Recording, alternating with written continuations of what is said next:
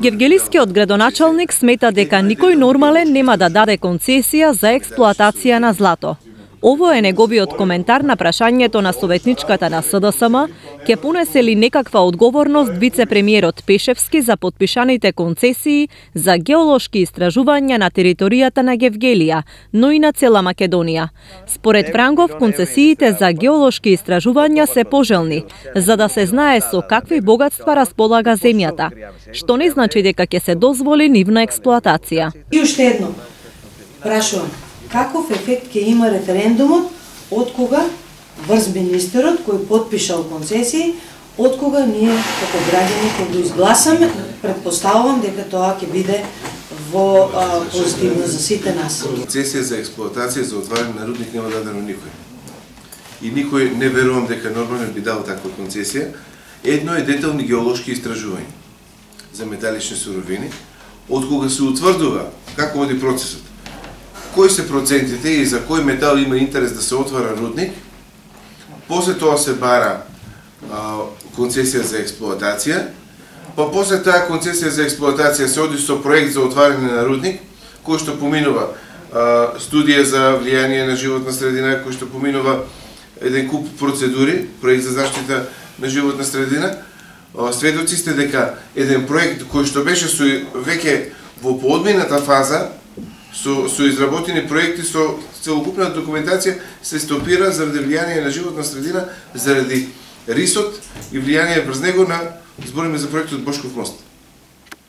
Значи, ние со овој референдум го стопираме процесот уште пред да почне.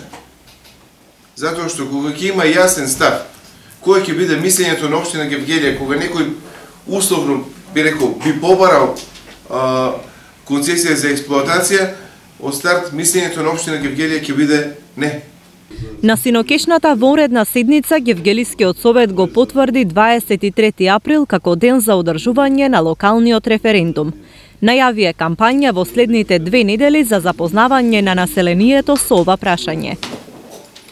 Сметајќи дека кога ја донесовте одлуката на преходниот состанок на советот, седница на советот на општина Гевгелија, дека можеме да ја одредуваме датата после тоа, со преписката која што имавме со Државната изборна комисија, преку Општинската изборна комисија, за дека треба да ја додефинира, да биде дефинирана во одлуката за референдум и затоа и впрочем ова точка за измени и дополнување на одлуката за распишување на референдум, за да имаме точен и датум. И зошто мојот предлог првиот уште беше за 23 април, како што сега стои во одлуката, затоа што следниот викенд, 30 април, се поврзава со првомајските празници и може многу наши сограѓани да ги поврзат овие денови и да немаме доволно присуство на граѓани во Гевгелија на тој ден. И мислам дека најефикасно во прилог на сите нас е да тоа биде на 23 април. Уште еднаш ќе кажам, и како заслужува внимание, има доволно денови и за кампања за овој референдум, да ја прашање, затоа што знаете дека и за парламентарни и за локални избори кампањата е 20 дена согласно закон.